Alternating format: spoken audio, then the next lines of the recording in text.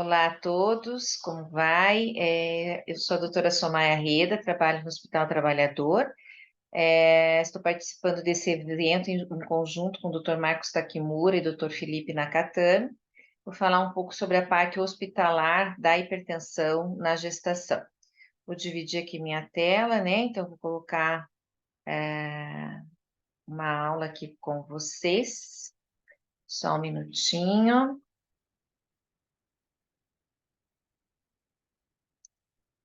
Aqui, deixa eu só colocar aqui já desde o início.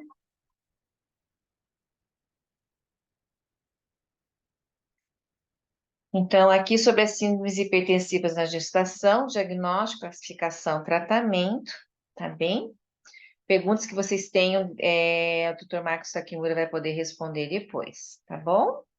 Então, dentro das síndromes, né, hipertensivas na gestação, a gente tem 4 formas principais, que seria a hipertensão arterial crônica, a hipertensão gestacional, a pré-eclâmpsia e eclâmpsia, que vai diferenciar uma da outra seria a presença da convulsão, né?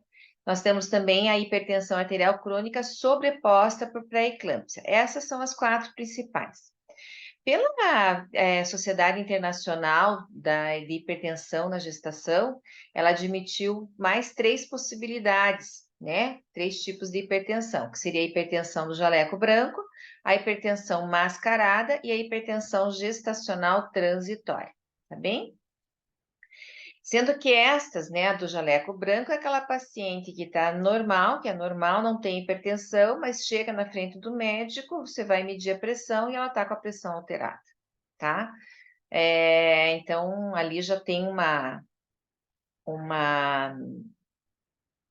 uma alteração da pressão, mas somente relacionada à hipertensão, né? Só relacionada à presença do médico, desculpa. Nós temos também a hipertensão mascarada, que ela se refere ao oposto, aquela pressão, a paciente, quando está na tua frente, ela está com a pressão normal, mas em casa, no trabalho, muitas vezes pelo estresse que ela apresenta uma hipertensão. Mas como é que eu vou fazer o diagnóstico, né? Tanto de uma como da outra? Será que é só do jaleco branco mesmo? Ou em casa ela está apresentando hipertensão, está medindo de uma forma inadequada? A única maneira de conseguir realmente ter um diagnóstico de certeza é fazendo o mapa, né? Que é a instalação do aparelhinho de pressão e a paciente fica 24 horas com aquele aparelho e depois faz a leitura, né, da pressão. Então, é a única maneira que realmente a gente tem, mas existem esses 2 tipos de hipertensão que a gente tem que prestar atenção. E tem aquela paciente também que faz uma hipertensão gestacional transitória, ela está acima de 20 semanas, então você até confunde muitas vezes com a pré-eclâmpsia, e ela apresenta um pico de pressão e ela acaba se resolvendo sozinha, sem necessidade de um antihipertensivo, nada. Muitas vezes ela leva um susto ou participa de um evento adverso, uma briga, alguma coisa, e acaba alterando a pressão por conta disso, tá? Bom, então vamos às formas principais mesmo. A gente classifica como na primeira metade de gestação, então, a hipertensão arterial crônica, que é a presença da hipertensão, né?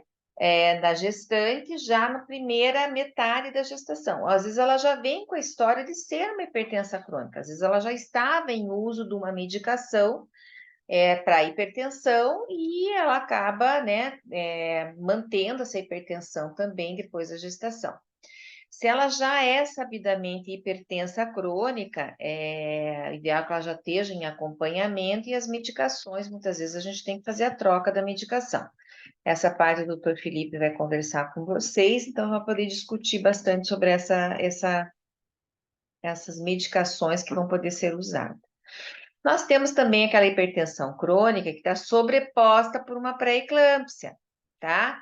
Então, o que é isso? A gestante hipertensa crônica, ela não tem uma proteinúria significativa, né? Como é que eu vou fazer o diagnóstico? Ela não tem essa proteinúria antes de 20 semanas e começa a manifestar uma proteinúria na segunda metade da gestação, tá? Então, aí a gente está tendo uma sobreposição da pré-eclâmpsia uma paciente que já é uma hipertensa, tá? Mas e aquela hipertensa crônica que já tem um tempo de hipertensão e tem a perda de proteína? Quando essa proteinúria aumenta em pelo menos 3 vezes o valor inicial, você vai caracterizar como uma pré-eclâmpsia sobreposta a essa hipertensão crônica, tá? Então, é dessa maneira que a gente vai fazer o diagnóstico. Nós temos também a hipertensão gestacional, que é da segunda metade da gestação. É uma hipertensão arterial, então uma PA sistólica acima de 140 e uma PA diastólica acima de 90. Tem que ter pelo menos uma diferença de 4 horas entre as medidas, porque você tem que ter no mínimo 2 medidas mostrando a hipertensão, porque senão pode ser só uma transitória, né? E ela surge depois de 20 semanas de gestação. Ela pode estar, quando é só hipertensão gestacional, ela não vem acompanhada de nenhum outro sinal, sintoma ou alteração laboratorial, porque se tiver alteração laboratorial, aí você vai classificar como pré-eclâmpsia, tá? Mas nesses casos, a hipertensão gestacional, a gente tem que prestar muita atenção, porque em 25% dos casos, ela vai evoluir para uma pré-eclâmpsia, tá? Então, às vezes é o primeiro sinalzinho ali que pode ser que esteja complicando. E a hipertensão gestacional grave, que é essa sim que requer um tratamento, né, que você tem que dar um tratamento hospitalar, é quando a PA sistólica já está acima de 160 e uma PA diastólica de 110, tá? Sem outras disfunções materno-fetais, tá bom? A pré-eclâmpsia e eclâmpsia, a manifestação da hipertensão arterial identificada após 20 semanas de gestação, tá? Ela vem associada de proteinúria significativa ou não, tá? Ela pode não ter a proteinúria, mas ter a disfunção de algum órgão-alvo, né? Então, isso que a gente tem que prestar atenção, tá? Então, ali, como é que eu vou fazer o diagnóstico? Uma PA sistólica acima de 140, PA diastólica igual acima de 90, após 20 semanas, e mais um critério, algum desses critérios abaixo, ou a proteinúria, ou uma creatinina mais elevada, ou uma plaquetopenia, uma hemólise, ou uma função hepática alterada com aumento de transaminase em pelo menos 2 vezes o valor, tá? Ou neurológica, então estado mental alterado, cegueira, escotoma, que é aqueles brilhozinhos que ela começa a enxergar, turvamento visual, tá? Ou ela não tem nada disso, mas tem uma alteração útero-placentária, uma restrição de crescimento assimétrico, uma alteração na dopplerfluxometria do bebê, tá?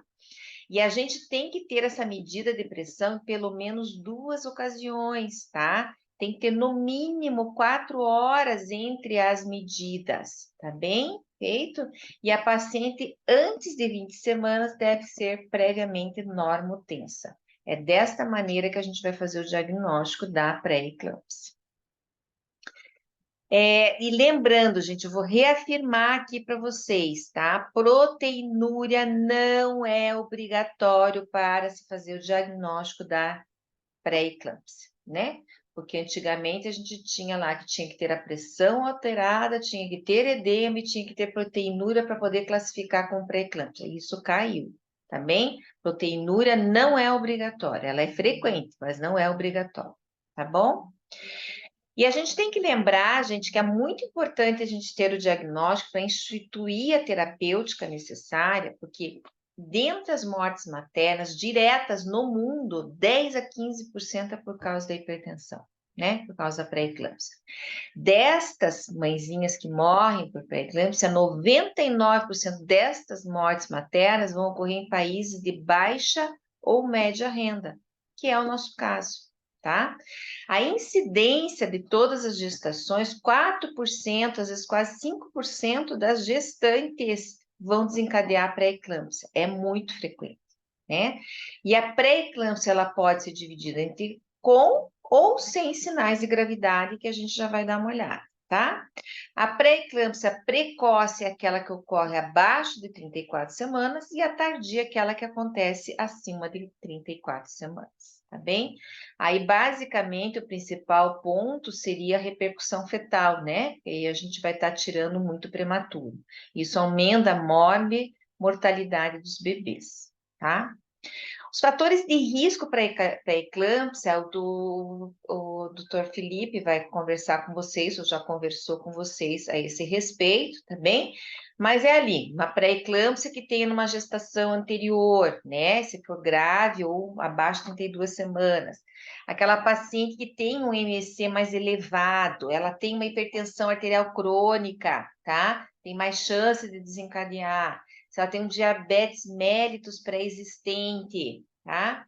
Se ela tem alguma colagenose, né? Então, um lúpus, ou a síndrome antifosfolípide, gemelar, história mórbida familiar, né? Então, perguntar da mãe, perguntar da irmã, se já teve eclâmpsia na família, muito importante.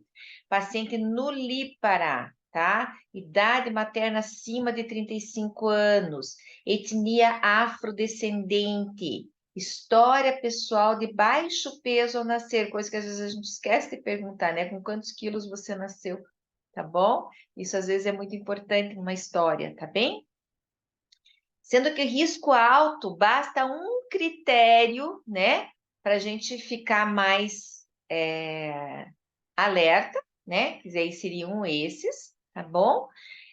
Que o doutor Felipe vai falar com vocês. E o risco moderado, pelo menos 2 critérios. Teve lá um parente de primeiro grau, né? A irmã que teve pré-eclâmpsia e a paciente já é mais cheinha, ela tem um IMC de pelo menos 30, tá bom? Ou então uma idade materna acima de 35 anos e primigesta, né? Então, aí a gente já tem que ficar meio de olho, que ela tem um risco moderado de desencadear para a eclâmpsia. Não coloquei aqui, mas uma coisa também que a gente tem que pensar naquela paciente que tem reprodução assistida, tá? Ela tem um risco também de desencadear a pré-eclâmpsia, tá bom? Em relação aos critérios de gravidade, gente, só voltar aqui, tá? Eu queria tirar essa coisinha aqui do... Deixa eu passar para cá. Aí, melhorou? Então, os critérios de gravidade seriam uma pressão de 160 por 110, né? Ou isso, ou acima disso. Se a paciente vem apresentando insuficiência renal, um distúrbio cerebral ou visual, então aqueles sintomas, né? Dos escotomas, se ela vem vivendo com pontinho brilhoso, muita cefaleia, principalmente occipital, se ela vem com edema pulmonar, dor epigástrica ou quadrante superior direito, que seria a distensão da cápsula hepática, as transaminases alteradas, plaquetopenia, que aí já está levando para uma HELP síndrome, né? Então, esses são critérios de gravidade e de necessidade do internamento de instituir a terapêutica efetiva, tá? Então, com os sinais de gravidade seriam isso, e lembrando que os sinais de iminência de eclâmpsia é isso que a gente falou, né? Então, a cefaleia intensa, fotofobia, escotomas, hiperreflexia periférica, tá? Comprometimento hepático, dor epigástrica, dor hipocôndrio direito, tá bem? E na síndrome HELP, quando já está se transformando na HELP, então, lembrar que as letrinhas aqui do HELP não é pedindo ajuda, mas é ao mesmo tempo pedindo ajuda, seria pela hemólise, a elevação das enzimas hepáticas e as plaquetas baixas, tá? E oligúria, né, e o edema agudo de pulmão são também quadros bastante graves da pré-eclâmpsia, tá bem? Agora a gente vai falar um pouquinho sobre o tratamento. Em relação ao tratamento da hipertensão arterial aguda, né? Aquela paciente que vem com hipertensão, você não classifica como pré-eclâmpsia, ou mesmo uma pré-eclâmpsia, mas que apresenta uma pressão aguda, né? 160 por 110, eu já tenho que instituir uma terapêutica para diminuir essa pressão. Tá bom? Então, muitas vezes, a pressão vem com uma PA muito elevada, não adianta apenas fazer um sulfato de magnésio. Eu vou ter que fazer também uma medicação antihipertensiva para ela. A medicação antihipertensiva de escolha, tá bem? Então, vai ser a nifedipina. O que eu faço com essa paciente? Para começar, eu tenho que internar. Eu vou deixar essa paciente em decúbito lateral esquerdo, né? Para não atrapalhar essa perfusão, né? Não fazer a sobrecarga sobre a veia cava, isso pode piorar nessa hipertensão, tá bem? Vou fazer monitorização dessa paciente, eu tenho que instalar uma veia periférica calibrosa, tá bom? Eu vou fazer o quê? A hidralazina, né? Que eu já vou mostrar a diluição da hidralazina. Eu tenho que fazer 5 miligramas EV e eu vou repetir essa hidralazina a cada 20 minutos, porque o pico máximo de ação dela vai ser em 20 minutos, tá? Então, eu não posso entrar no desespero e ficar fazendo de 5 em 5 minutos. A cada 20 minutos eu faço e estou monitorizando essa PA. Não controlei, eu vou fazer mais 5 miligramas, tá bem? E vou, depois de 20 minutos, eu vou avaliar como é que está o BCF, como é que está a vitalidade desse neném, preferencialmente instalando uma cardiotocografia para poder acompanhar esse bebê, tá? Eu tenho que manter essa pressão, tá bem? Por exemplo, ela está 160 por 110. Se eu manter 150 por 100, eu já estou feliz. Não queiram deixar essa paciente hipotensa, gente. Ela faz hipotensão mesmo, tá? Porque a hipotensão vai fazer uma hipoperfusão placentária e isso pode provocar, inclusive, o óbito fetal, tá? Então, abaixem, mas não sejam tão rigorosos no abaixar essa pressão. Deixem ela levemente hipertensa, tá bom? Para que não tenha nenhuma outra repercussão para essa paciente, tá? Se for refratário, apesar das doses da hidralazina que você está fazendo, não conseguir resolver, aí sim é o nitroprusiato de sódio, mas isso é uma droga de UTI, não é uma droga que a gente vai usar assim com tanta tranquilidade, tá bem? Tem que ter um controle muito mais rigoroso, tá bom? Eu acho que na minha vida ali de HT, eu acho que foi uma paciente, máximo duas, que eu lembro, que foi necessário usar o nitroprusiato, tá, gente? Então, ela responde muito bem à hidralazina, tá? Então, ali, ó, esse quadrinho é importante vocês terem, tá bem? Então, tá no protocolo da hipertensão da gestação, né? Que o Takimura vai poder passar para vocês, né? Então, você vai pegar a ampolinha da hidralazina, ela tem 1 ml. Ela tem uma concentração, né, de 20 miligramas por ml. Então, ela tem 20 miligramas. Eu tenho que transformar isso, tá? Para poder fazer eu tenho que fazer a diluição disso para poder aplicar para paciente, tá? Porque eu tenho que fazer devagarinho, eu tenho que fazer só 5, eu não posso fazer 20 miligramas.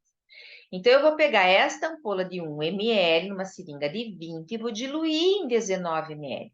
Assim, eu transformo 1 miligrama por ml, tá? Se eu tenho que fazer a dose de 5 miligramas, daí eu vou fazer 5 miligramas. Dali a 20 minutos, caso não tenha reduzido, eu faço mais 5 miligramas, que vai ser 5 ml. Tá bom? Se eu não tenho uma seringa de 20, eu acho difícil, né? Mas, não tenho, só tenho a seringa de 10. Então, eu pego 9 ml, né? Mais 1 miligrama, e daí vou fazer a metade da dose. 2,5 ml vai dar os 5 miligramas. Tá bom? Tá? Mas é mais fácil se tiver seringa de 20, que é mais tranquilo de fazer. Tá bom? Tá, mas no meu serviço eu não tenho hidralazina, ou então eu estou lá na unidade de saúde e a paciente veio, tá com uma pressão de 160 por 110, está numa crise hipertensiva grave, a ambulância acabou de levar uma paciente, vai demorar para chegar, o que que eu faço? Aí a gente pode fazer a segunda escolha, que é a nifedipina, tá? Então eu vou pegar o comprimidinho de 10 miligramas de nifedipina. Tá bem? Lembrando que a meia-vida dele, o tempo máximo de ação vai ser 30 minutos, tá bom? Então, eu vou dar esse comprimido para a paciente tomar de nifedipina, tá bem? Eu dou para ela, vou monitorizar essa paciente daqui a 30 minutos, né? Tem 30, 40, não diminuiu o suficiente, eu vou dar mais um comprimido para ela tomar, tá bem? Então, eu posso fazer isso também com a nifedipina, principalmente para quem está na atenção primária, né? Então, é importante que se tenha, porque aparece de tudo, gente, tá bom? Ou, às vezes, numa UPA, ela não está preparada para poder ter uma droga como a hidralazina numa UPA, porque a UPA, teoricamente, não atenderia uma gestante, tá? Mas ela está numa crise hipertensiva, eu não tenho como levar ali de imediato para uma maternidade que possa fazer, tá bem? Então, eu vou usar nifedipina, tá bom? Então, você tem que usar aquilo que você tem, tá? Então, isso que é o importante da gente manter, tá? Só um pouquinho aqui, deixa eu só passar. Ó, então eu coloquei aqui para vocês entenderem um pouquinho sobre a hidralazina. Ela é um vasodilatador periférico, tá bom?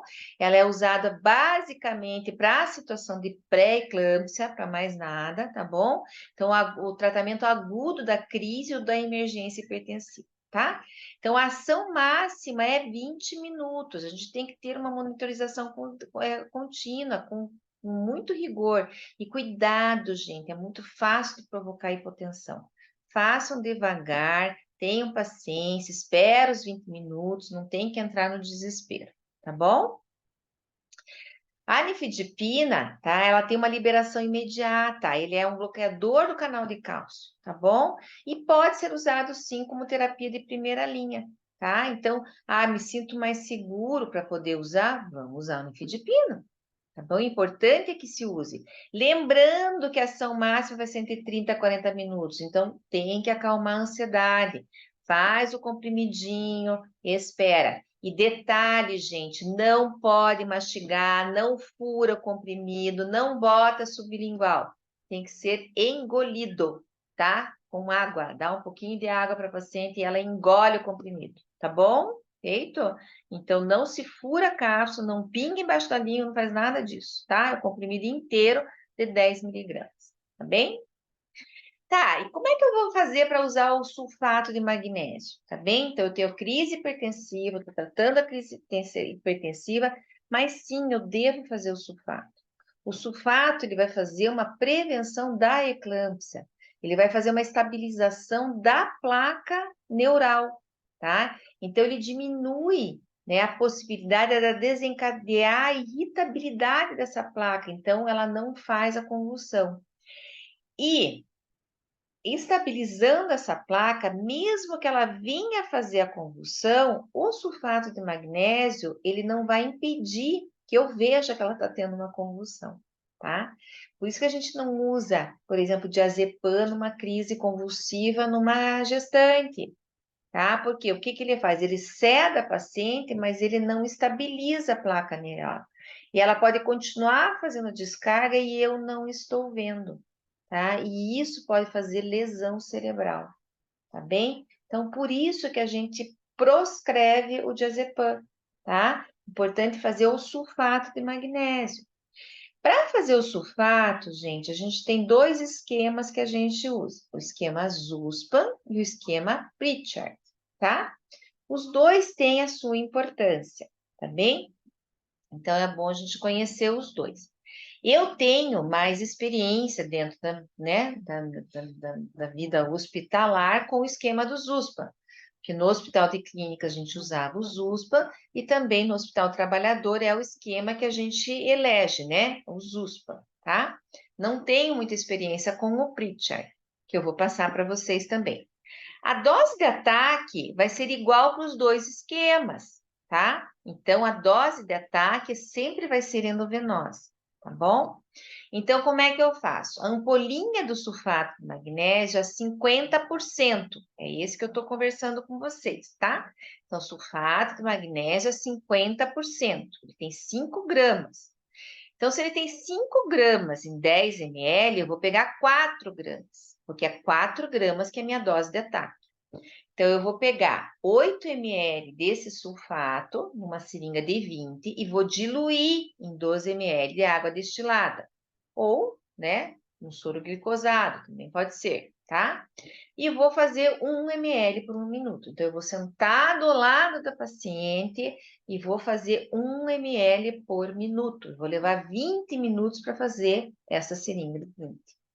Tá bom? Tá? Então, também não tem que fazer rapidinho, tá bem? Se você fizer com cuidado dessa maneira, não existe a possibilidade da paciente fazer parada respiratória, não existe possibilidade de fazer hipermagnesemia, tá bem? Então, ela vai conseguir manter as funções dela, tem que ter paciência para poder fazer o sulfato, tá? A manutenção que eu vou fazer também vai ser endovenosa. Então, eu vou diluir, né? Daí, pego uma ampola inteira, tá? E vou diluir em 490 ml de soro. Então, eu pego o sorinho de 500, tiro 10 ml, que 10 ml vai entrar a ampola do sulfato de magnésio, e vou fazer 100 ml hora. Vai dar 1 grama. Tá bom? Eita?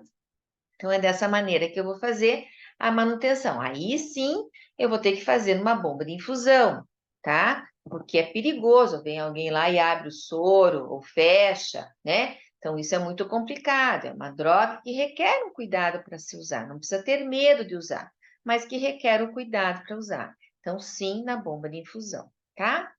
Do esquema do Pritchard, então, também vou fazer essas 4 gramas EV de ataque lento. Então, vou fazer a mesma diluição. 8 ml de sulfato de magnésio em 12 ml de água destilada e vou fazer EV lento. E aí, eu vou fazer no Pritchard 10 gramas intramuscular, quer dizer, uma ampola em cada nádega, tá? De uma vez só, no mesmo momento. Eu fiz a dose de ataque e já vou fazer uma injeçãozinha em cada nádega, tá? De uma ampola inteira, tá? Então, 5 gramas em cada glúteo. Então, pense 10 ml em cada glúteo, tá? Então, não é fácil de você injetar 10 ml em músculo, tá? Então, mas o Pritchard, aonde que tem a grande validade dele? Se eu tenho que transportar essa paciente. Tá?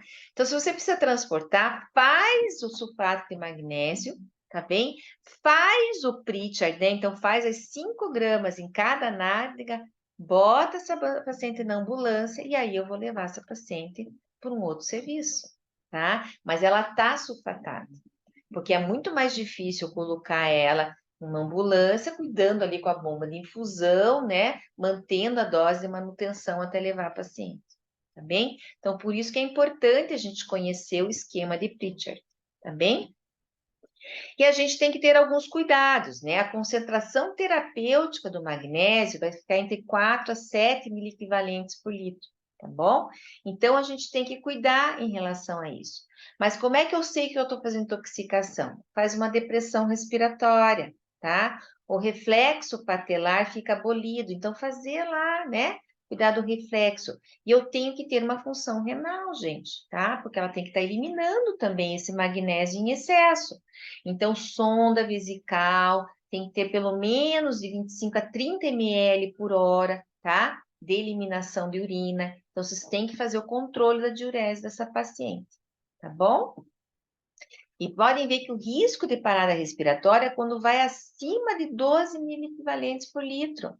E a dose terapêutica é 4 a 7. Então, para você provocar isso, tem que ser uma dose muito alta, uma paciente com insuficiência renal e você faz a dose plena, né? Então, não é tão fácil assim de você provocar uma parada respiratória na paciente, tá?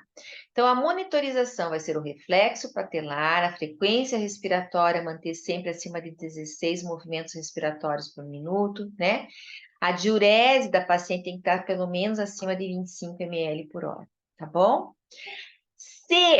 Se por um acaso apresentar uma intoxicação pelo magnésio, eu tenho que ter pronto do lado da paciente o gluconato de cálcio, 10%, numa ampolinha. Ele não faz diluição, né? Você deixa pronta essa seringa e vai ficar sempre do lado dessa paciente, tá? E aí você vai fazer uma grama EV bem lento, né? Essa ampolinha você vai fazendo bem lento, o cálcio vai substituindo o magnésio nas fibras musculares e vai revertendo, né, essa paralisia muscular que a paciente possa apresentar, tá? Então, é desse jeitinho que a gente vai fazer o esquema. É importante que se tenha esses esquemas já do lado ali, né, sempre no centro obstétrico, né? Então, tá aqui, ó, tá o esquema do sulfato. Então, ter uma tabelinha dessa do lado, tem o esquema de Pritchard, ó, né? Já tá aqui, 4 gramas por via intravenosa, administrado lentamente, mais 10 gramas muscular. 5 gramas em cada nádega. E aqui está explicitado que tem que ser o sulfato de magnésio a 50%, tá? Ah, gente, mas, por exemplo, esses tempos esteve em falta o de 50%. tá? A gente só estava tendo sulfato de magnésio a 10%. A 10% não dá para fazer Pritchard, tá bem? Porque daí você teria que fazer 5 ampolas, tá? Do sulfato intramuscular em cada nádega, tá bom? Porque cada ampolinha, né, vai ter 1 grama só. Então, só dá para fazer EV. A gente faz as contas, mas daí faz EV e vai calcular ali que eu tenho que fazer EV, tá bom? Beleza? Então, essa tabelinha também é importante que vocês tenham, que o professor Marcos, o doutor Marcos também pode passar para vocês, né? O que que a gente percebe de falhas, né? Ou a ausência do uso do sulfato, ou o medo, né? Então, o que a gente percebe é o medo mesmo do sulfato de magnésio. Gente, ele é uma droga segura. É raríssimo ter complicação com o uso do sulfato. Usem o sulfato, não tenham este medo. Tá? Se fizerem desse jeitinho, fazer lento, com cuidado, não tem problema de você usar, tá? É uma droga segura, tá bem?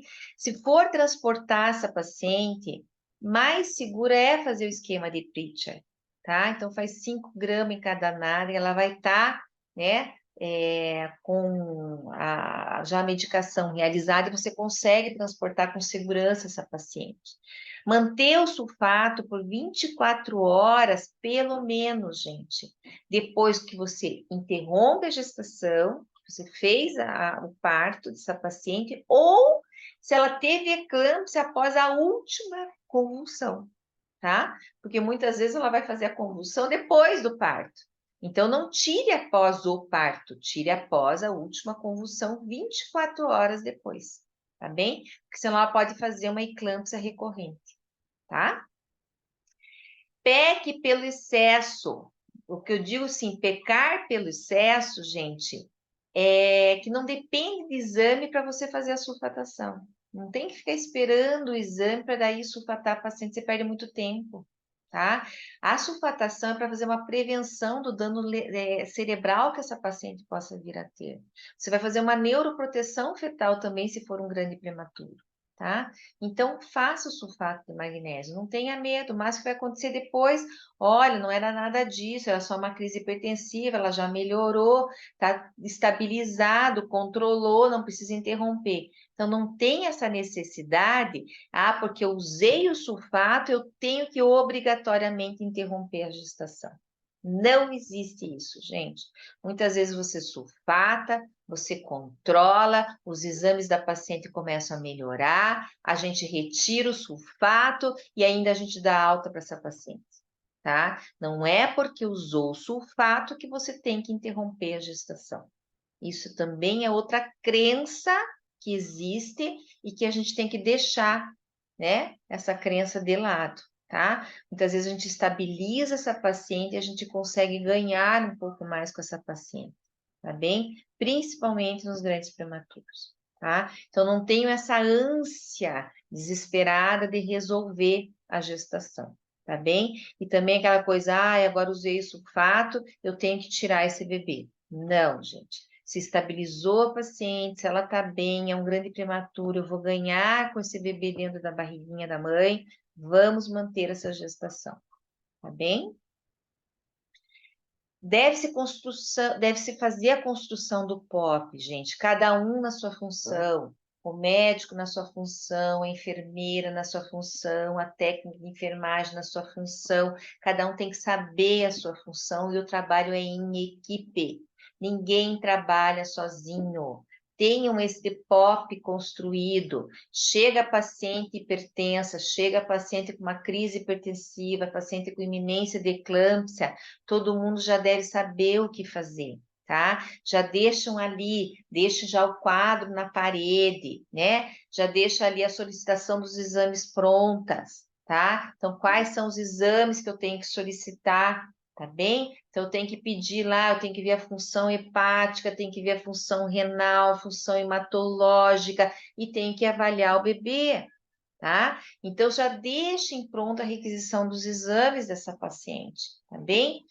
Quando você vai sulfatar a paciente, é uma paciente que já estou pensando, né, tem uma iminência de eclâmpsia, paciente que já vou ter que fazer a interrupção da gestação, Gente, aguarde no mínimo 2 horas de sulfatação para depois você pensar em interromper.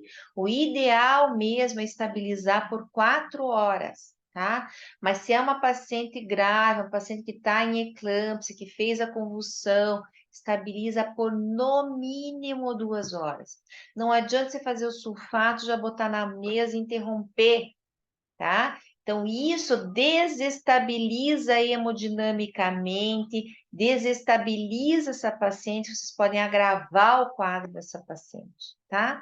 Então, sulfatar no mínimo 2 horas para estabilizar a paciente, para depois fazer a interrupção. E o período todo que você está com o sulfato de magnésio, você tem que manter sempre do lado da paciente o gluconato de cálcio com a ampola pronta.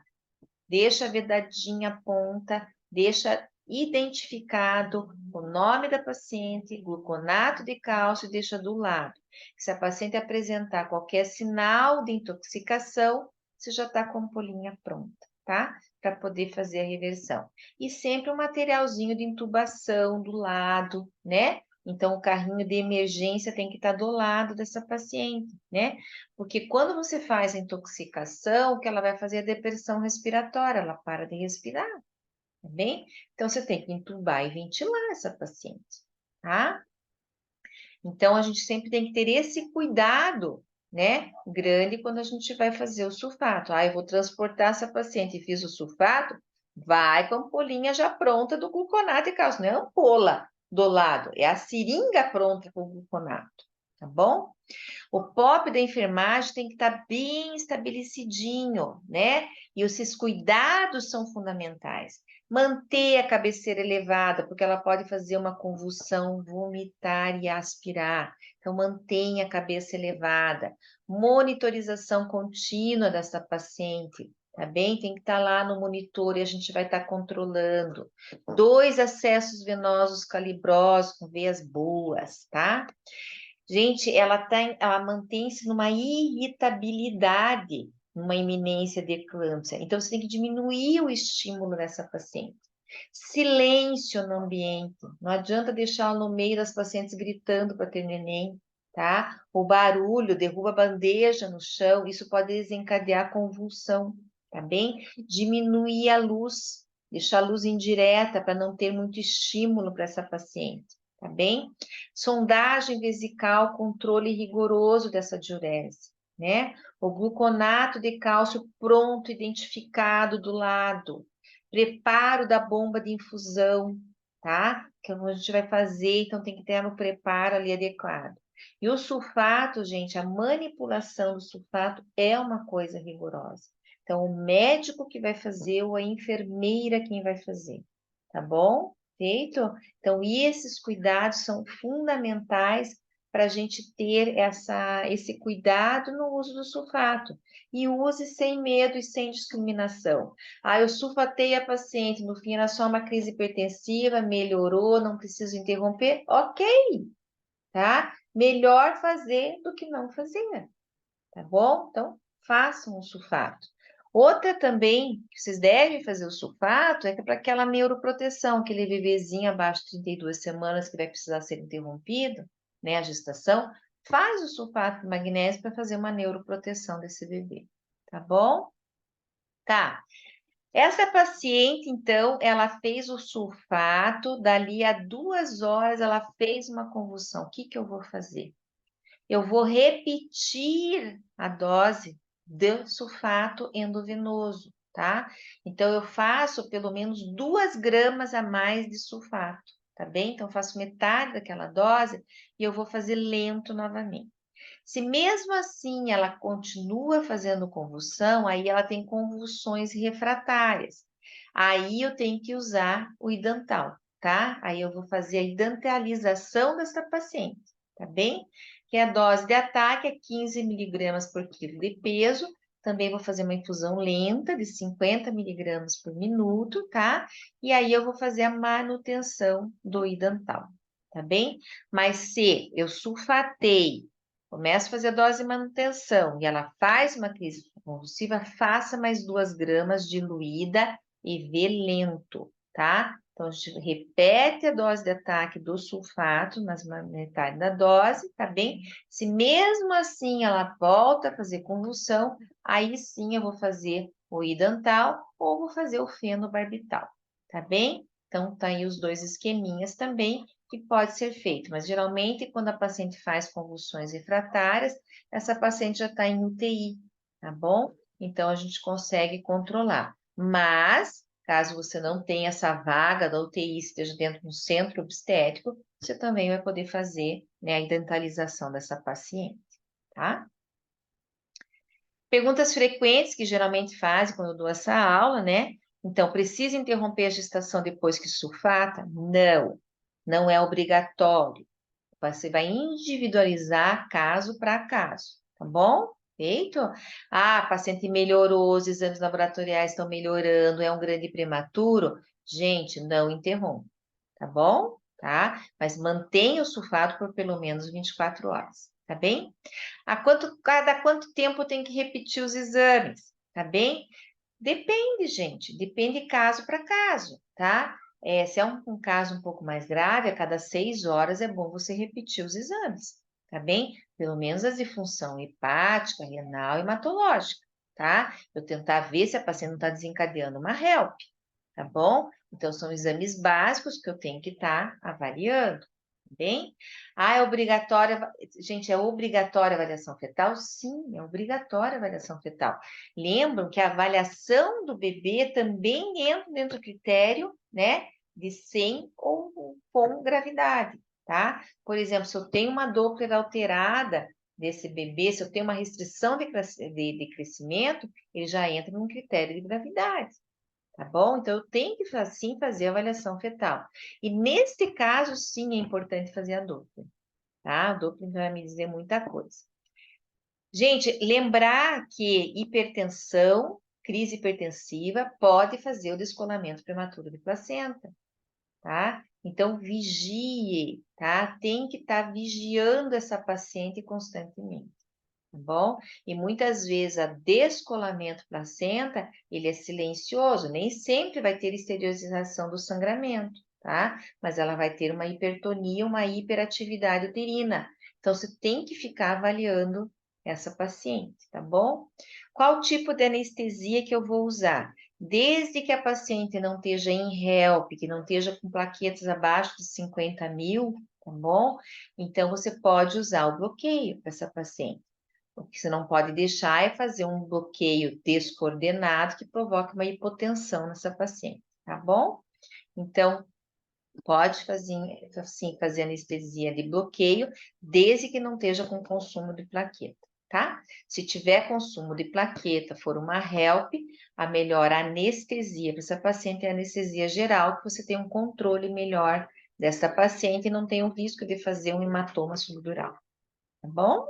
Tá? Então, acho que é isso que eu queria passar para vocês. Dos exames de pré-eclâmpsia, o doutor Felipe vai passar quais são os exames que vocês controlam, mas é isso, gente, avaliar a função renal, né? Que daí seria dentro dessa função renal, vocês vão fazer a avaliação da creatinina. Muitas vezes vocês têm que avaliar a ureia também, para poder ver até ponto de diálise dessa paciente. Da função hepática, vocês têm que fazer a avaliação da TGO, da TGP, né? Então, da oxalacética e da pirúvica. Então, é importante fazer esse tipo de avaliação. Muitas vezes o LADH também é importante a gente fazer a avaliação. O LDH é um dos primeiros que faz alteração. O ácido úrico perdeu um pouquinho, né, a sua validade em se fazer. Às vezes ele é melhor mais no pós interrupção, né, para poder ver se está tendo uma melhoria da função renal, mas o mais importante é a função, né, do parcial de urina, né, da relação da creatinina, para poder ver como é que está indo essa função renal, tá?